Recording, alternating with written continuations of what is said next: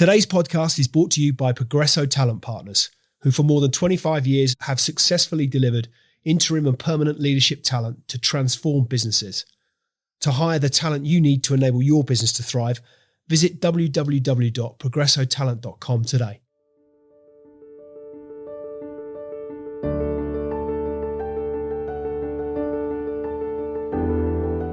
Welcome, listeners, to another episode of the Extrology Podcast, where we dive deep into the extraordinary lives of those who push boundaries, break barriers, and make a profound impact on our world. Today, we have a truly remarkable guest, Holly Budge.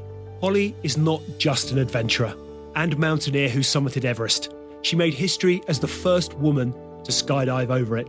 But her achievements don't stop there. She's also the visionary founder of the non-profit How Many Elephants, dedicated to raising global awareness about the devastating ivory trade. In this episode, Holly shares how her incredible adventures, from leading expeditions in the Himalayas to racing across Mongolia, have shaped her mission to protect Africa's elephants and empower female rangers on the front lines of conservation. We'll explore the deep connections between her love for adventure and her passion for making a difference, and discover how she's using her platform to inspire action on one of the most pressing issues of our time. This is an episode that will educate, inspire, and entertain, as Holly takes us on a journey through the highs of her adventures and the powerful work she's doing to ensure a thriving natural world. So buckle up, because you're about to hear from a woman who's truly living life to the fullest and making every moment count. So what's the story behind the story? Without further ado, let's get into it. Holly Budge, welcome to the Extrology Podcast. Great to have you here as my guest today. Really excited. So many things I want to get into. But first things first, welcome. Thanks for coming on. Yeah, it's great to be here. Thanks for having me. You're very welcome. and let's dive straight in. And I want to start, so much to talk about, but I want to start with adventure. And I think you've had, to my mind, certainly an incredible journey from skydiving over Mount Everest to leading expeditions in some of the world's most challenging and remote environments, it's fair to say. How do you think those early adventures, like skydiving, mountaineering, how have they shaped your mindset and prepared you for the challenges of conservation work? Wow, that's a good first question, isn't it? So I think I've always been adventurous, even from a little kid. I got expelled when I was 4. I thought that was something to put on the CV. I feel like I want to dive deeper already. And then I did lots of competing and to triathlon, so swimming and running and shooting and horse riding. And I was really competitive. Even when I was 5 or 6, I was training and going there to bring the red rosette home, you know. So I think for me, I grew up with this very competitive personality, and I definitely went to the events to win. And I've just carried that on, really. So when I went traveling in my early 20s and did a skydive, I just made the decision there and then, this is what I want to do. I'm going to move to New Zealand and get employed as a skydiving camera woman. And I feel really fortunate, because when I went home and said to my mum and dad, I'm moving to New Zealand, I'm going to be a skydiver, they said, go for it. How many parents really would say that to a 21-year-old? And it was, I mean, looking back, it's been amazing having that level of support, like emotional, support from my family. So when I did get my dream job as a skydiving camera woman and was jumping out of planes 12 times a day, every day, that just gave me this massive confidence and this self-belief that I could do whatever I put my mind to, or I could have a go. So that I've carried on with that mindset. I call it hanging on to my 21-year-old mindset. I'm now 45. So in answer to your question, how has that helped with conservation? Patrolling on the front line with all-female and mixed anti-poaching teams in Africa has been a very humbling experience, a very scary experience. And I've said in the past that it made climbing Everest look like child's play, because it's their reality day in, day out. And life on the front line, it's unpredictable and at times a very volatile place to be. So I think the reason that I was out with these rangers in the first place is because of my background in adventure, and that the teams felt comfortable to have me out there because, it wasn't day one of pretty scary situations. So it's kind of all evolved and one thing's led to another, really. I think that competitive nature to which you refer. Where does that stem from? And if I qualify that question, my mind is kind of going through that whole nature nurture. Yeah. And I'm reflecting selfishly on my own. I've got two children of my own. Not children, they're young adults now. They are adults. But one of whom is overtly, fiercely, outwardly competitive from a very, very young age. That was abundantly clear. The other of whom is equally as competitive, but it manifests in a very different way. There's a quiet steeliness to it. It's not as overt. But I wonder, therefore, how much of that influence comes from the fact that in my two's case, they're two very competitive parents who were, so it's that whole kind of, is it genetic? What were the influences? I'm reflecting on your childhood. Yeah. Where do you think that kind of competitive instinct or nature came from? And how was it kind of nurtured or encouraged in you as a child? Yeah, and it's interesting because, my brother, who's 18 months older than me, he's the least competitive person I know. So I don't know how that figures with the nature thing, but certainly with the nurture, I don't know really. I think probably these days there's a label for what I had when I was younger, but I definitely got very fixated on things. And if I made that my mission, then that I was kind of pretty single-minded and single-tracked about that. That just felt very natural to me. Like I didn't see the point in not giving it everything. Like if I wasn't giving it my all, then it didn't feel worthwhile to me. And I'm also fascinated, jumping ahead enormously, to understand which came first, the skydive or the camera. That is a really good question as well, because skydive came before the camera. And I'll tell you why. So when I did my first tandem skydive and just thought, this is amazing, I was terrified, but I was able, I thought, I can come here and get employed doing this, but I knew nothing about filming and I knew nothing about skydiving, but I didn't see that as a barrier. I just knew that I could have a go. What did I have to lose? So I went over there and put myself through my skydiving course. And I quickly realised that the camera position was the best position to have because you didn't have to interact with the punters. So if you're a tandem master, you have to imagine that the person you're strapping to the front of you, that is a once in a lifetime experience for them. So you've got to make that special 12 times a day, every single day. And that's quite a challenge.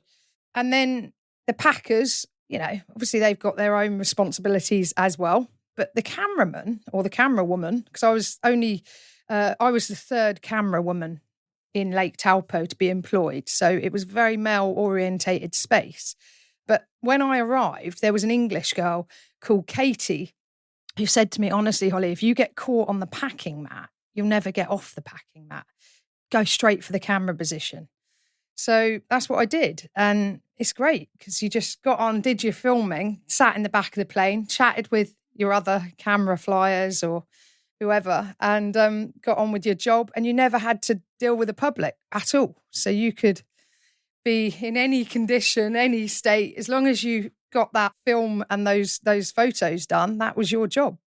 And when you say, so the thing that's going through my mind is, one, I take lousy pictures, even more so lousy video, to then throw into the fact, I have done one tandem skydive, right? So I'm clearly no expert.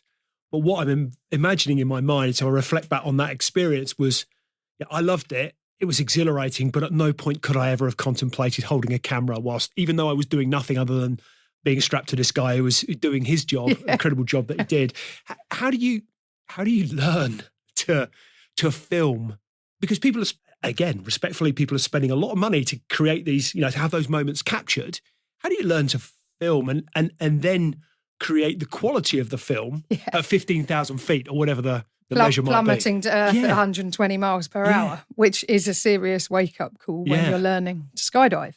So I'll make you laugh, Lee. I was working as a camera woman in 2000, 2001, 2002, pre-digital. So So had a SLR camera on the top of my head. Okay. Took the photos with a switch that was in our mouth. So you'd press the switch with your tongue. And then we had a, Sony PC5 or whatever video camera strapped to the side of the helmet. So my helmet weighed about 3.5 kilos. Actually broke my neck. Had a really hard opening. The parachute just opened, something slightly wrong with the cut of it, but it opened so hard that I fractured my neck because of the weight of the camera on my neck. But anyway, back to that question. So you have a little sight when you're learning that's literally screwed to the front of your helmet. Right. So a little circle, just a bit of plastic piping, just a thin little circle that's on the front of your helmet. And as long as the skydivers are in the middle of that dot, it's a very primitive system, but it worked, then happy days. But where it became a bit complicated was in the winter when we went up 15,000 feet and you're standing outside the plane on the camera step when you're at altitude. And the ice was, so much ice on the bar outside. And then you'd just hear your camera turning off, or you'd hear it taking all the photos, tick, tick, tick, tick, tick, tick, tick, tick, before you'd even gotten out the plane. Or the camera didn't work at all because we were going through clouds and we'd come down black and blue from like raindrops, and all your camera gear, which we had to personally buy, was soaking wet. So sometimes you didn't get paid, or you got your pay docked because you weren't delivering, a film or photos. But at the time, nobody knew because you were handing them a film. So they had to go and get that developed, and then they'd come back and be like, look, there's no photos on this film. And it'd be like, jeez. So at least with digital, you can know what you're doing straight away and know what you're giving them. But back then it was a tiny bit of pot luck, really. Well, for the benefit of our younger listeners and you and I'm a little older, but we are of a similar vintage. Yep. We were there like for both. Like a good wine. Yes, we were both therefore have grown up in a school whereby we've been familiar with the idea that you went on your holiday, you handed in your film to Boots or wherever it might have been when you came back, and then you'd wait a week or 2 weeks to get back and hope that there was some decent pictures in there somewhere, and that there weren't the ones that would come with the quality sticker across the front of them that's poor quality or whatever it might have been. But I mean, incredible experiences. I guess there's so much to unpick there as to what you learn from, first and foremost, jumping out of a plane, then your livelihood being based on your efficiency, proficiency in completing the task at hand, let alone doing it while you're falling at a rapid rate of knots. I mean, you learn a lot about yourself in that kind of scenario. Well, and I can unpick that really quickly, because this is the bit that fascinates me, is outplaying fear. So what do I mean by that? When you first do a skydive, it's really scary. That first jump when you're strapped to someone else, you're going up in the plane, knowing that you're not going back down in the plane. The higher and higher and higher you get, you're like, And it really is terrifying. And then when you do your first solo jump, that's really terrifying. That's there's no one else there to help you. But then after a while, it becomes more normal. And then when you're working as a skydiver, I have been known to tell people that jumping out of an aeroplane became as normal as getting up and cleaning my teeth. So when I was learning to skydive solo, going through my AFF course, I remember looking at the back in the plane, watching other skydivers, camera flyers, tandem masters, laughing, joking, completely relaxed. And I just couldn't fathom that at the time. I was like, how are these guys so relaxed? But I also made a decision in that moment that I was going to be like that. That I wanted to be them. I wanted to be that relaxed. And sure enough, very quickly after I got employed and was, day in, day out, jumping out of aeroplanes, I was totally relaxed. So it's amazing how you can outplay fear. And that was absolutely groundbreaking for me, because a groundbreaking discovery, because I thought, well, hang on, if I can normalise jumping out of an aeroplane, what else can I get my head around? So when I first did a bungee jump before a skydive, that was terrifying. And, I think most people would agree a bungee is way more scary than a skydive, just because, so much closer to the ground. this sort of ground rush. But once I'd got my head around skydiving, I then went and did bungees with cameras. I did a promo video for AJ Hackett with a camera on my hand. I was chatting as calmly as anything doing Nevis as part of the promo. Just chat to the camera on my hand as I'm falling. And then the bungee takes hold and I'm still chat. And then, dangling over this massive canyon. Could I have done that a year before? No, I couldn't. I was petrified. So I think there's something amazing in this of what we can, get comfortable doing. I think exactly what springs to my mind is how we expand our comfort zones. Yeah. So what becomes the norm? Yeah. So there will be people listening to this. I mean, the reason I did a tandem skydive is because I didn't like heights. Yeah. And my son was turning 16. He's like, Dad, I want to do a skydive. His mum's done a skydive. So it was partly shallow male ego that was driving that experience. I'm not ashamed to admit. But nonetheless, it was, I remember the plane journey. The things that strike me about what you're describing is, for me, the plane journey I was far more nervous, feeling, I was nervous. There was trepidation on that plane journey. Once I got out the plane, I was fine. So the fear of something versus actually doing the thing. Yep. In my experience, if I draw that analogy, it's never as bad as we think it's going to be. But I guess in your sense, the pushing that comfort zone, so that each time you're expanding your own unique comfort zone to the extent whereby these things just become normal practice. So I get, you're still adhering to the high standards that you would expect to adhere to. You're still, but it becomes a job in the same way that any other job you could describe becomes a job. There are just different risks. Well, and also you can't get complacent with jumping out of an aeroplane. No. Even if it does become normal, you've still got to be so diligent about, your routine of checking all your gear, checking up, making sure other people's gear is good. I mean, we had one of our camera flyers get on the plane without his parachute on, and he just didn't know. He was just rushing, running out to the plane, dropping off your camera, your film, downloading giving them the footage and then running back to the plane, grabbed his camera helmet, got on the plane, and we just sat there looking at him like, have you forgotten anything? He's like, no, I'm good to go. So you can't get complacent. You got to have a system in place and do that same system every time. And I've applied that for everything I do now, including mountaineering. You got to know where you're at, where your things are at. You've got to be organised. You've got to be prepared. You've mentioned that simplicity and mental clarity are key elements in your mountaineering experiences. How have those principles influenced your approach to conservation, particularly with your work in How Many Elephants? Well, as I've just touched on, for me, preparation runs through everything I do. So I have a great expression that I use a lot. Don't get lucky, get prepared. So for me, for example, with climbing Everest, I made Everest a 5-year goal. When I became the first woman to skydive Everest, that's when I first laid eyes on this mountain. And I just thought, I'm going to be back one day to climb to the summit, but I don't know anything about climbing. But that didn't matter because I was like, I'm going to figure out how to climb big mountains, and then I'm going to make Everest my goal. And it actually took 9 years to get to climbing Everest, but I did an awful lot of climbing in that 9 years. And I just met people, including on Everest, that had never stepped foot on snow before, let alone worn a pair of crampons before, going for the summit. I just couldn't get my head around that. Just totally shocked. Sitting here now, I think that how would they even be? My first thought is, how would they even be allowed to do that? Because they're paying the money. But I can't even, is that arrogance or is that ignorance or is that something else? I don't know, but it doesn't figure in my psyche at all. Like, when I decided to climb Everest, I was training 6 days a week, come rain or shine.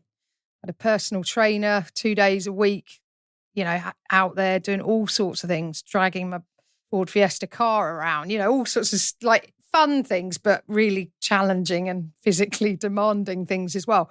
But when I arrived, I was physically fit, strong, mentally, totally prepared for the challenge. And as much as you can be, because I'd never been to Everest before, you don't know exactly what lies ahead in terms of what does advanced base camp look like, or what does Camp 2, or, what does North Col look like? You don't know, you haven't been there. But from climbing other 8,000 meter peaks and other big peaks in the Himalayas, you know your own abilities and your own skills in that environment. I couldn't imagine turning up without that. Then you're just a complete sitting duck. If anything goes wrong, you don't have the skills or the experience to know what to do on the side of a big mountain when the hits the fan. You don't know what to do. So therefore you're reliant on a Sherpa. And then, there's 260 bodies on Everest, half of them are Sherpas. And that's not because they don't have the ability to be there. No, that's the thing that strikes me is my naivety, perhaps, that I'm stunned that you could do that. That's a lack of understanding from my perspective. But I'm also struck, the first thing that strikes me is what I would consider the selfishness of it, because you're then relying on a whole bunch of other, there's a domino effect to to taking those actions, right? Yep. Things go wrong. You don't know how your body reacts to 8,000 feet of altitude. I 8,000 meters. 8,000 meters, sorry, beg your pardon. How your body responds. I seem to remember how I first saw you speak was at a TED Talk. I saw your TED Talk, and I remember quite vividly you saying, and I apologize if I butcher your statement, but that there are people who've summited Everest. They'll have the picture of them themselves on the summit. Stood behind them would be a couple of Sherpas propping them up because they'll be unconscious because they've passed out from the altitude. So that's quite a common occurrence, as I understand it. So that you could go do that without the preparation, the physical preparation, let alone the mental preparation and the practical preparation around kit and all those sorts of things you would need to do and risk. But do you think they feel reward? Though, well, just to go back on that point. So I've worked with the Sherpas for a long time, and they're just incredible. But the Sherpas I was climbing Everest with were working 17-hour days. They're getting paid $5, and they're reliant on the tip system. So it's just horrendous because a lot of the times tips never come. So it's become an industry in itself, right? Climbing Everest is an industry in itself. It's a full-blown business, and that's why people are there, because your average person on Everest is probably paying $50,000 to be there. So then there's a sense of entitlement because they've paid so much money. They want to get to the summit come hell or high water. So the Sherpas said that they've definitely hidden behind people on the summit to hold them up because they're not conscious. So then you've got to ask yourself, when you look at that photo of you on the summit of Everest, knowing there's a Sherpa hiding behind you, knowing you weren't conscious, is there any sense of reward in that? Do you still think, I climbed Everest? It's like, well, you were there physically and your body didn't move itself to get there. You got dragged up there and you get dragged back down.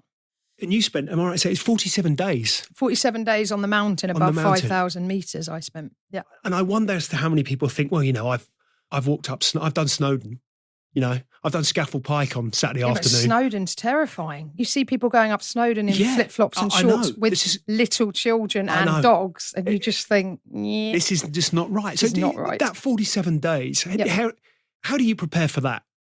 So this is really interesting for me. Like, it's something I think about a lot so where do I start with that? With 47 days on the mountain, your body is deteriorating over those 47 days. You're getting weaker and weaker and weaker. I did 3 acclimatization rounds. So you'll start at base camp. So I did it on the north side of Everest. So you drive to base camp, which is bizarre, driving to 5,000 meters on like brand new switchback roads. The Chinese have spent a huge amount on infrastructure. So you rock up to base camp, you feel pretty rough. When you get there, you're sort of even doing the basics, like, sorting out your stuff in your tent, eating, walking, it feels pretty strenuous. But then the longer you're there and then you start feeling okay at base camp, then you move up to advanced base camp, 6,500 meters, which is about 12-hour hike. It's fairly challenging. And then, you feel a bit rough at advanced base camp, but then you start to acclimatise to that altitude. And then you go up to the North Col, 7,000 meters.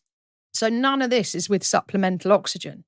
So I'll come back to that because a lot of people would assume you're breathing supplemental oxygen the whole time. I was only on supplemental oxygen for 48 hours or less in 47 days. It's just for that tiny last summit push. It's not that tiny, but in the scheme of 47 days, it's a matter of hours. So then you do your North Pole, you literally touch the North Pole at 7,000 meters, and then you go all the way back down to base camp, which is a long way back down to base camp. When you arrive back at base camp, you feel so oxygen rich. So that place that you felt really awful at a week before suddenly is a really safe space. It's like, well, I feel great. So then you hang out there for a bit. Then you go and do it all over again, but you spend a night at the North Pole without supplemental oxygen. So you spend a night, 7,000 meters, come all the way back to base camp, hang out there for another few days, and then you go for your summit push. And that's, as I mentioned, when you have the supplemental oxygen. So, there's a real process to it, but all of the while, your body is deteriorating with being at 5,000 meters and above. I lost probably 10 kilos, 47 days. 2/3 of my hair fell out, which was really bizarre. You can just see all your nail. Not that you care, you don't care what you look like, but you do start to observe changes in your body. So your nails are all split and broken, and your skin's just red. Well, mine was like red and purple and blue and yellow and all the colours of the rainbow, just because it's a very hostile environment at times to be in. And I got really sick as well, really early on in the trip. I got a really bad stomach problem, so I couldn't hold any food in for a week. So I got very, very weak. And that's a whole different story.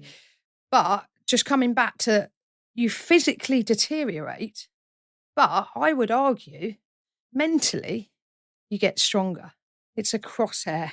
And I've never really thought about this until very recently. Somebody said, do you look after your mind to fuel and drive your body, or do you look after your body to fuel and drive your mind? I thought, how interesting is that? Like, where's the line between your head and your mind and your body? And certainly on Everest, you're just getting weaker and weaker physically. But I would argue I was getting stronger and stronger mentally, because you're acclimatizing in your mind as well. You start getting used to life above 5,000 meters on the side of a mountain. So things that would seem grubby or not very nice here in our, civilized world or in our civilized life is perfectly fine there. I'd do things on the mountain I'd be absolutely disgusted to do here in my normal life. But you have no choice. You can only work with what you've got. So things like going to the toilet, and when you've got, any health problems, I'm not talking altitude sickness problems. I'm talking like bad stomach kind of a problems. You have to make do with what you've got, and it's difficult at times. So you're getting stronger, I think, like that. You're getting more resilient to your surroundings. I was quite struck by what you said about the base camp, heading up, heading back down. Yeah. To a place that for a week prior, you'd felt terrible. Yeah. All of a sudden, you push yourself through that place and go yet further to come back to that place that all of a sudden you feel great in. Is a great metaphor for pushing yourself. Again, it's back to comfort zones, right? And understanding what the limits of that we place on ourselves as to what we might be capable of. Push through that, push yourself to another level. You then go beyond it. You come back to it. Yeah. That becomes a new normal, right? And then you come back down to sea level. You could literally go and run a marathon. And back to amount of strengthening oxygen. that mind. That mental strength that affords you is phenomenal. But also, Lee, don't forget, with using climbing as the sort of the example here is, on the mountain above 8,000 meters, the death zone, there is no acclimatizing. So you are right on the ceiling of where your body will acclimatize to, which is fascinating, isn't it? I think. And I told you I was going to bring you some new content today because, I've actually never spoken about the mind getting stronger and as the body gets weaker. But yeah, it was fascinating noticing and observing the changes in your body and how your body reacts when it's basically under real stress for a prolonged period of time. How do you eradicate self-doubt in that scenario? Because I would imagine that's a natural... Experience and preparation is how you eradicate self-doubt. So I saw my first dead body on Everest just before Camp 3. Camp 3 is the last camp before you go to the summit. And it's a really, you do feel like you've reached the end of the earth at Camp 3. It's very barren and unforgiving place to be. And you don't want to spend a night there. You want to just eat there and you want to push on to the summit, which is, say, another, I don't know, let's say 12 hours away. Some obviously would be much quicker, some much longer. But you're still a fair way. If you think you're near the summit at Camp 3, then you're in for a surprise. And I climbed Everest as a 2-person team, which is very rare. But the benefit of that was we could make decisions really quickly. So I climbed on the north side to avoid the queues, but we still found ourselves in a queue on our summit push. So we waited an extra 7 hours in Camp 3 and let the 2 teams ahead of us, the 2 teams go ahead of us. And we still had to wait. We still got caught in a bit of a bottleneck, but it gave us that, flexibility to change our plans. And then we hit the summit 1:30 in the day, and we had the summit to ourselves for half an hour, which is almost unheard of. But on the way back down, we got caught in a storm, spent a night 8,300 meters. Very, very difficult altitude to spend a night at. And what made that worse was, for my friends and family at home, my tracker on their screen had fallen off the mountain for 16 hours. And people that didn't even know me, let alone my family and friends. Luckily, I was able to message my immediate family on my tracker and say that I'm all right. But, for the people watching on, it looked like she'd fallen off the mountain, Really scary. And people do get very invested. Were you aware of that at the time? No, Right. Not at all. So when I got back down, I had this barrage of messages, people going, we haven't slept for 2 days, or we haven't slept for the last 24 hours or whatever. Because I just had no idea. But people get very invested in following you. Anyway, so that was an added stress. But I went off on a tangent there, so I'm not sure where. But basically, yeah, I stepped over the first dead body. It was an Australian guy, died the day before. And that had a really profound effect on me. Understandably so. I knew I was going to be stepping over the dead on Everest. Not any other mountain, I've never seen a dead body. But on Everest, soon enough, you're going to, come across a dead body. And I just looked at it for ages. I mean, you couldn't, it was a down suit, just a mass of down in the snow. You couldn't see anything, but it's really weird. You just sort of keep looking, and then you don't want to look away because you think they're going to move. And you just keep looking and looking. And you just think that just sums up how fine the line is between life and death in these high altitude environments. But as I went on to the summit, I saw about 9 other bodies, and some in really precarious positions, like one guy hanging over the edge of a cliff, just held on with a rope, and you had to step over that rope on this tiny little ledge thing. It's just kind of bizarre, isn't it? That there's a dead person that's obviously been there a long time, like certainly hadn't died the day before. Very faded clothes and pretty like like the clothing was all sort of battered and shredded by the wind. But yet you're stepping over it as well in a really dodgy place. So it's kind of adding to the risk of you stepping over a dead body to get over them. But my concern was, if your crampon nicked the rope, you'd feel pretty bad. But one of the Sherpas was doing a study, and he said, when I got down, Holly, how many bodies did you see from high camp up to the summit? And I said 9. And he said, I've photographed and recorded 24 bodies. So think how many that I would have walked past without even seeing them. So back to your question of preparation, how do you mitigate self-doubt? Someone said to me, well, surely you would have turned around and gone back down the minute you saw a dead body. It's like, well, no. Why would I? That's like saying if you were unfortunately involved in a car crash, you'd never get back in a car again. That's how it felt, that I felt confident in my own abilities and my own experience, which was 9 years by that point of mountaineering, that, that didn't affect whether or not I was going to carry on. I wasn't going to just turn around because I'd seen a dead body, because maybe they'd got unlucky or made some poor decisions. So, I think it is all about having belief in your own abilities and knowing when is the right time. If you need to turn around, turn around.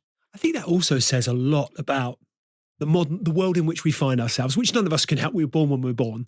But if you think about the frailty of human life, you made the point that at that altitude in particular, it's very vivid. It's very much in front of your eyes, as it would be were you in a war zone or some sort of horrific catastrophe, environmental disaster, whatever it might be.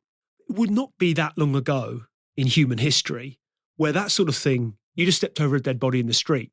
Not if you look at the length of time that we've been on this mortal coil as a race, actually a little, 200 years ago, let's say, it would not have been inconceivable to have stepped over a dead body in the street in London and carried on with your day. Yep. So we've become quite, I want to say almost, it's back to comfort zone again. We become sanitized as to the sort of the sanitized nature of the worlds in which many of us, who are very fortunate to do so, live in. For many, it's very different. But for a lot of us, we are in that. So it becomes, when you talk about it, it becomes more shocking to us because we don't see it. And yet it's all around us every day, right? We just don't see it. We're just not exposed to it in the same way. And it's interesting how we become, how that, back to hardening your mental capacity and your mental toughness, how that sort of thing informs as well. It's an incredible feat, and yet it's vivid and raw, and I guess you see the very worst of the reality and the brutality of living life and the different, the fine line between life and death. Well, and also, Lee, you're really looking at under a close lens when you're at 8,000 meters, because even good mountaineers with lots of experience, things go wrong. So not every dead body on Everest is somebody that shouldn't have been there, but certainly way more than should be are people that didn't turn up prepared, thought we'll pay the money and we'll tick that box. But, there's lots of great mountaineers that aren't here anymore that, look at George Mallory. I mean, he was discovered 72 years later on the north side of Everest. So, I definitely think that everyone has a different story of how they've died or how they've summited Everest and come back to tell that tale. But for me personally, I would be horrified if the picture I was showing you of me summiting Everest, I wasn't mentally there. I couldn't remember it. That wouldn't feel in any way like an achievement. I'm not sure I'd even tell anyone. No. I definitely wouldn't feel proud of it. What about, and I do want to talk about, there are so many things that you've achieved that are, you'd be rightly proud of. I want to talk specifically about How Many Elephants, because I think that's an incredible story. What inspired you to transition from extreme adventure to founding How Many Elephants?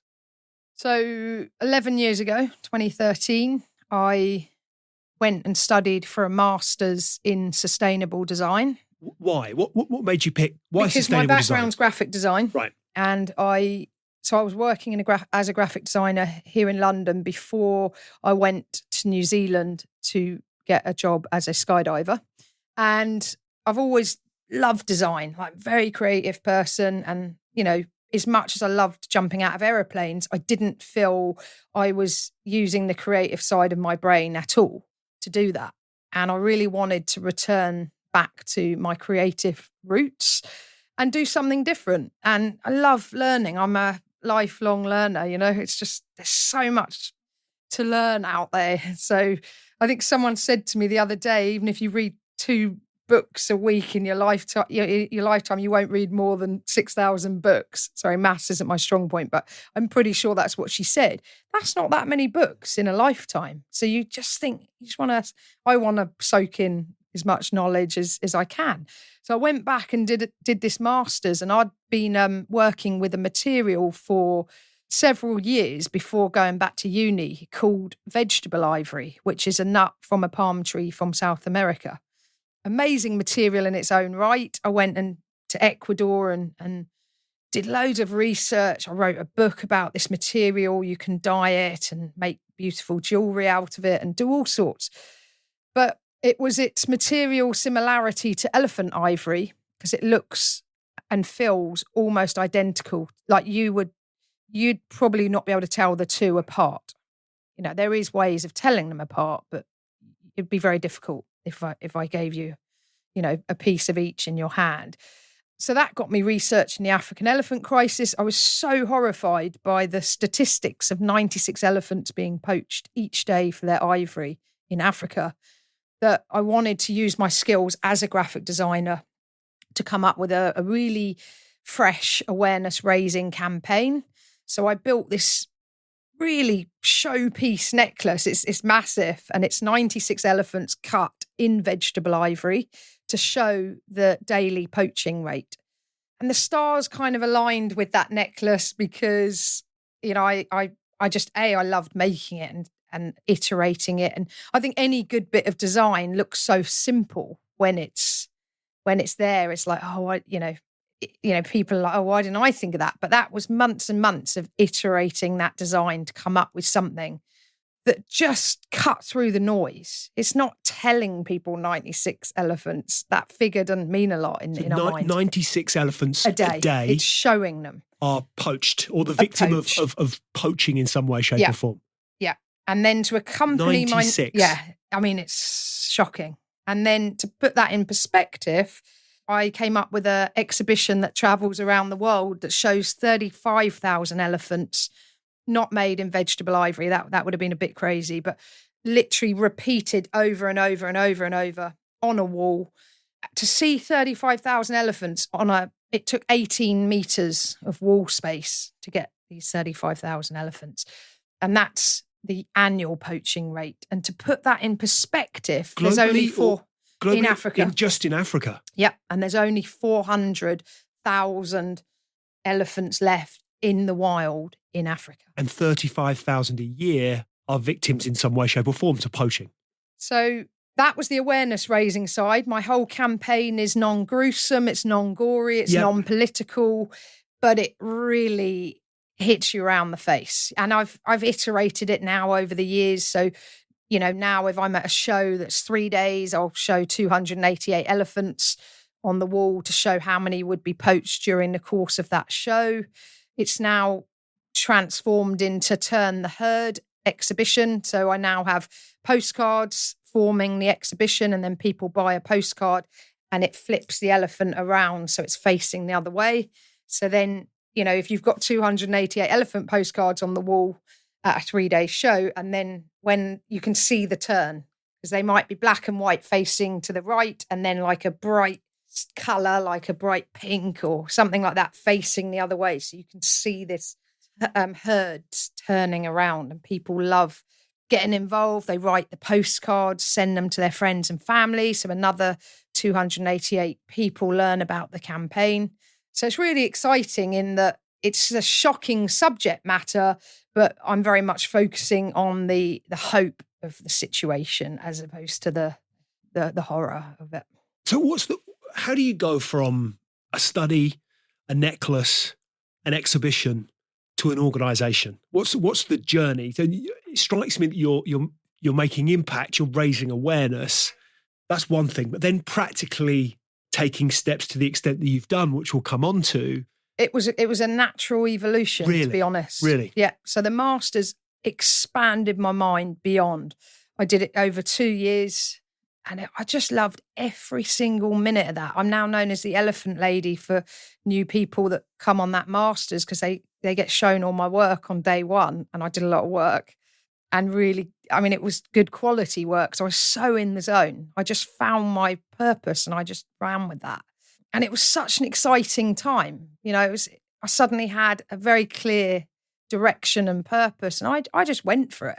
So then when I got the highest mark they've ever given on that Masters, and I don't consider myself particularly academic.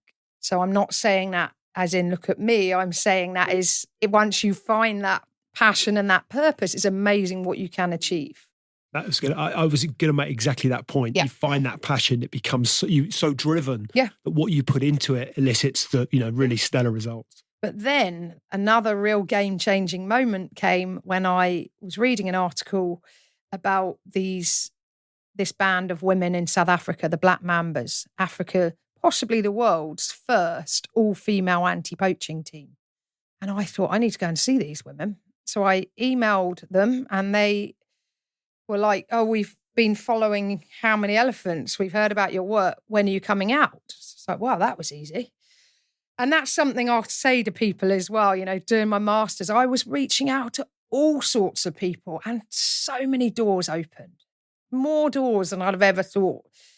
But I had nothing, I was so in that zone. I just, all kind of the stars just were aligning. When I went out to see the Black Mambas and was patrolling with them on the front line, and I spent, several weeks fully immersed with these women. And that was the adventure. I mean, for me, in my 20s, it was world records, world first. That couldn't be further from where I'm at now. It's patrolling over the last 10 years with all these rangers. It's adventure with purpose. It's just, like I said at the beginning, it's pretty scary stuff. Life on the front line is very volatile, very changeable place. But it made me have so much respect for the work that these ladies are doing, because they're just putting themselves out there day in, day out. So 10 years on, ripple effect. We can now see the ripple effect of employing women from local communities using the Black Mambas in South Africa as a model. So their founder 10 years ago said he was just losing elephants and rhinos at such an alarming rate in the Greater Kruger National Park. He just didn't know what to do. He was out of options. And that's when he stumbled upon this brilliant idea of going into the local communities and inviting the women to come forward and try out as rangers. So using them as a blueprint. Which typically would not, just for understanding, but that's not typically something that would have been considered or even heard of. Or even allowed. Right, okay. Social stigma is still a massive challenge these women face. It's not women's work in the minds of their families, their communities, but that's slowly changing as well. But off the back of the Black Mambas model, they're unarmed, pepper spray and handcuffs. They have an armed response behind them, not literally behind them. I was going to say, because I'd imagine a lot of poachers will be armed. In fact, if not all the poachers would be armed. A lot of them are armed. Yeah. So these women, at the end of a radio, could call in an armed response. Then you've got a whole new model that came about in 2017, the Akashinga Rangers in Zimbabwe, fully armed AK-47s, very highly trained, skilled, and they have no arm response. They go in, they arrest the poachers, they're setting up ambushes. So I've spent time with them too, and that's pretty terrifying, being dropped out in the middle of the bush for a few days with supplies. You then go and do a 2-hour hike around your camp to see what's out there, including the wildlife, including poacher activity. One of the women will stay back at the camp because if the poachers find the camp, they'll burn it to the ground. And it's like an onion. You just keep peeling back this onion. There's so many layers here of women fully armed or unarmed out in the bush on their own. There's poachers out there. There's, dangerous animals out there. They're battling being away from their family, their children for long periods of time. I met one woman in Kenya, had a 1-year-old daughter at home. Her daughter didn't even know she was the mum. When she goes home a week every month, she has to pretend to be the auntie or the sister just to not confuse the child because her mum's bringing the kid up. And she said to me, I'm now the breadwinner of the family. Peel back another layer of that onion. She said, but even if I wanted to go home and be a mum, that option's no longer available to me because I'm now the breadwinner of the family. So, you just keep going deeper and deeper in. Social stigma, things like equipment. When the Black Mambas started 10 years ago, no one had thought to include a sports bra in the uniform. So these women are walking 20 Ks plus a day, heavy packs. They got, sore shoulders, sore backs. So I was buying them sports bras to try and, get some support going on in there. And then they all line up and say, Holly, here's a frilly, fashionable bra. And it's like, no, if you want a sports bra, come and see me. If you want, the fashion, whatever, don't come to me. But that was very much the mentality of, but she got a sports bra, so I want a sports bra, even if they didn't need one, Things like personal hygiene products, women out in the bush for days on end, that causes problems, especially if they're in mixed ranger teams, having to deal with their periods, and they might be the only woman out there with a whole team of guys. All sorts of issues, security in the workplace. One ranger team, who I won't name, we came across a shared hut out in the bush that would have been way better than where they were staying. So, why aren't we staying in here? And they just said, just straight off, not thinking of it, if we stay here, we'll be raped. Okay, I can see why we're staying in that other hut then, and I've been in ambushes, filmed a whole ambush on my iPhone. They were kids with their dads. Dads ran off, abandoned the kids. Set up all sorts of other ambushes where you have to sit on the ground all night in the pitch dark, can't move a muscle, can't make a sound. I mean, that's pretty tough in itself. But these guys are doing this day in, day out. This is their normal. So going back to what you say about us being sanitized or just living different lives, I take my hat off to these people that are putting themselves out there on the front line to protect wildlife. So to finish on that point, you got me going now. I just was so inspired by these women that I set up World Female Ranger Week, which is now in its 4th year. And it's a platform to amplify their voices in the global media. When I skydived Everest, it got massive media attention. I wasn't prepared for that. And I did all these interviews to America, in London. Pretty scary, actually. Got thrown right in the deep end. But it made me think, how can I harness the power of the global media for a greater good than me jumping out of an aeroplane or me climbing a mountain? So fast forward 15 years. Last year, we got 500 million views around World Female Ranger Week. We were on, BBC Woman's Hour, Sky News, Times Radio gave us half-hour slot, Wanderlust, all these massive media platforms were picking up these stories. News Central in Nigeria ran a half-hour section on it I had Nigerian rangers join me. So yeah, I'm now working with about 5,500 female wildlife rangers around the world. It's gone global. So it's fascinating, but it's taken my adventure to a whole new level. And it's I don't even know if you'd call it adventure, to be fair. What's the? Can't think of a better way of describing it. What's the difference from your perspective if you were to draw parallels between jumping out of a plane, skydiving in Everest, summiting Everest, whatever one you want to draw, versus now working with 5,500 rangers and making such a significant impact there? What's the difference for you? How does it feel? Impact to you? Right. Impact. I know, like, filming people jumping out of planes for their once-in-a-lifetime experience was providing something of value to them. But compare that to what I'm doing now, where I'm sharing stories in the media to generate funding, because I have a great expression, conservation without funding is just conversation. I mean, there's a lot of chat, but not a lot gets done without the money, right? So that's where the impact is in the awareness, but in the raising the money and making sure that is distributed. And I know exactly where every penny I'm raising is being spent. I've seen firsthand where this money is being spent. So to finish on that point, Lee, I'm really excited. I'm going to do my wee plug, sorry. But no, That's what we're here for. I've actually gone for profit as well as non-profit, because I think there's something so valuable in making money to give back rather than just sort of out with the begging bowl asking people for money. It's like make the money and then give back yourself. So I've set up as a tour operator, Wildlife Positive Travel, where I'm taking small groups, 6 people, with me to the front line. This is a very, very unique opportunity, full immersion with the Black Mambas for a week. You're going to patrol day and night with me, with the Mambas. You're going to visit the schools that they teach in. You're going to go to the communities where they work and live. You know, you're just going to see full immersion, full inner workings of an all-female anti-poaching team. And there's no one else out there running these trips. So it's a massive, massive privilege that they've trusted me with this to bring small groups.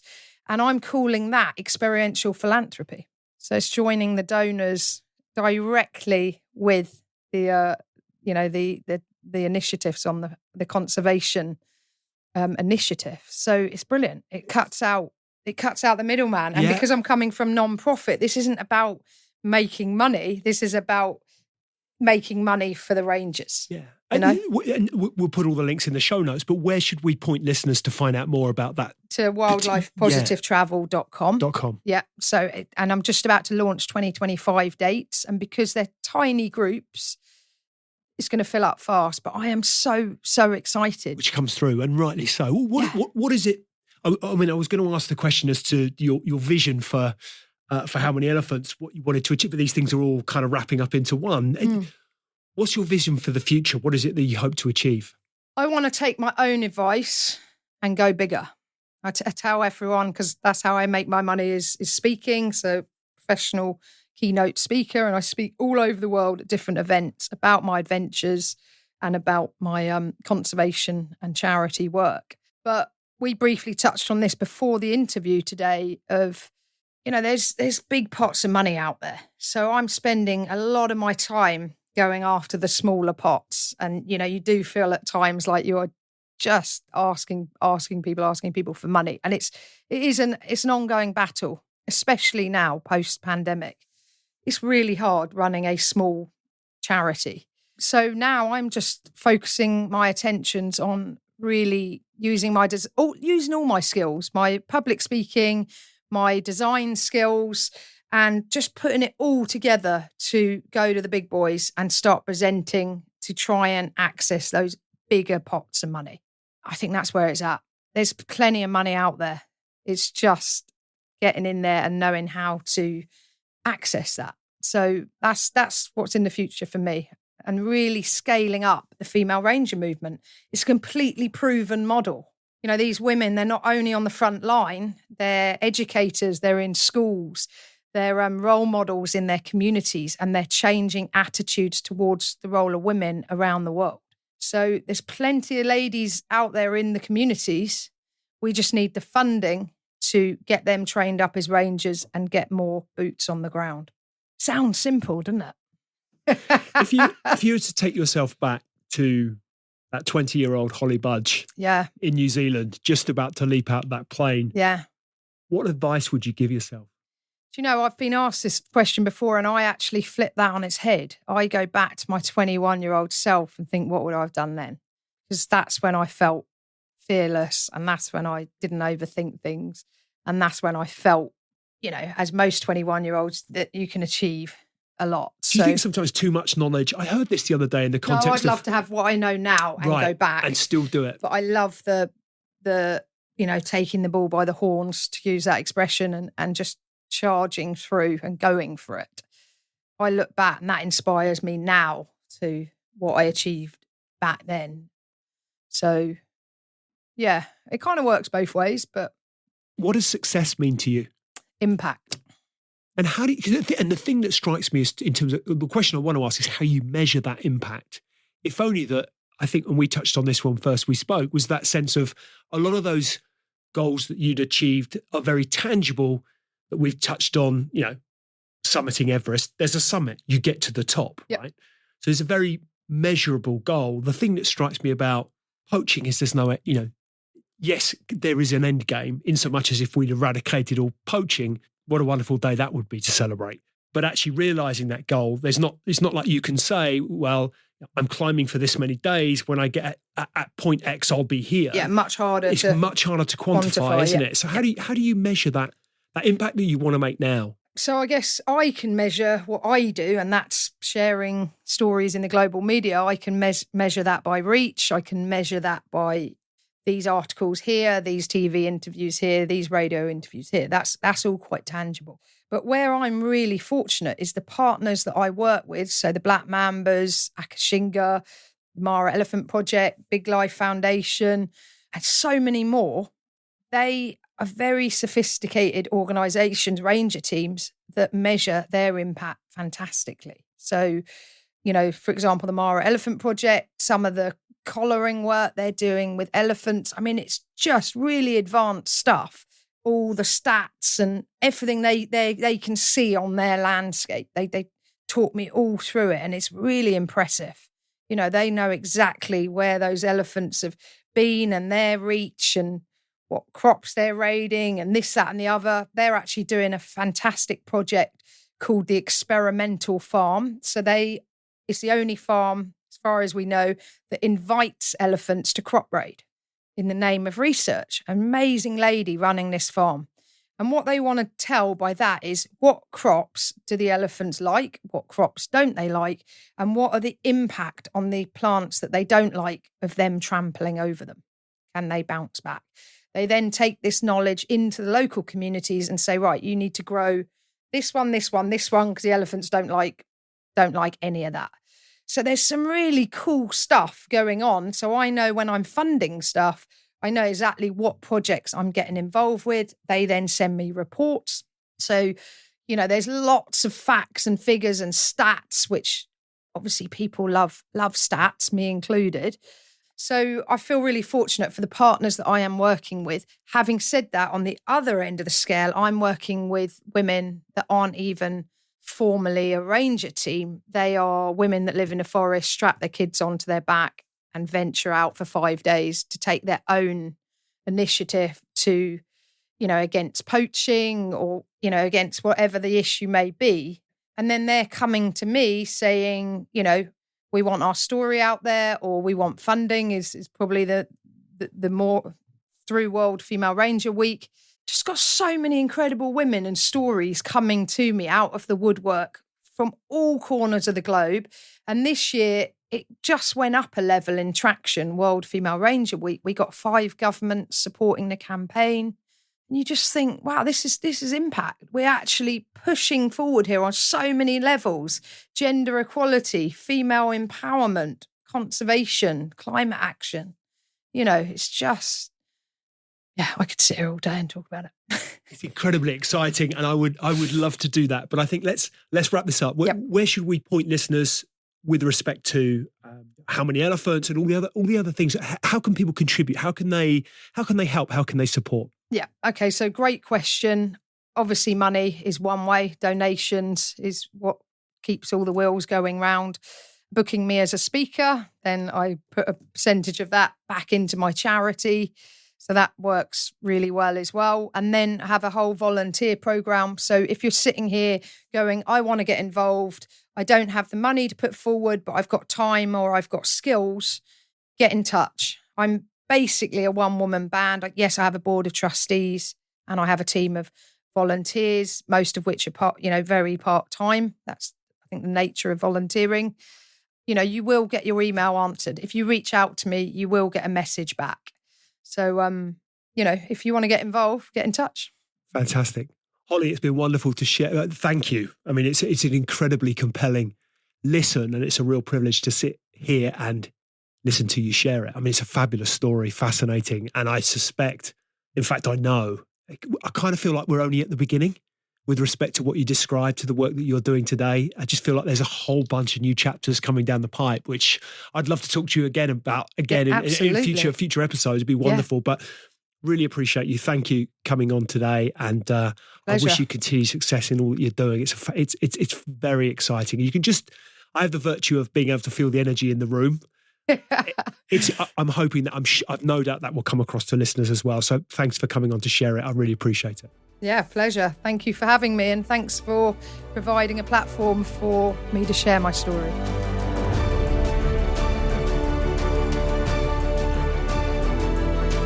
Hi, ladies and gentlemen. Thank you for listening to today's Extrology podcast. I really appreciate your audience and ears. If you've enjoyed it, then why not hop onto iTunes and give us a review? I'd really appreciate anything that you might have to say. Any feedback always gratefully received, and look forward to hosting you next time. See you soon.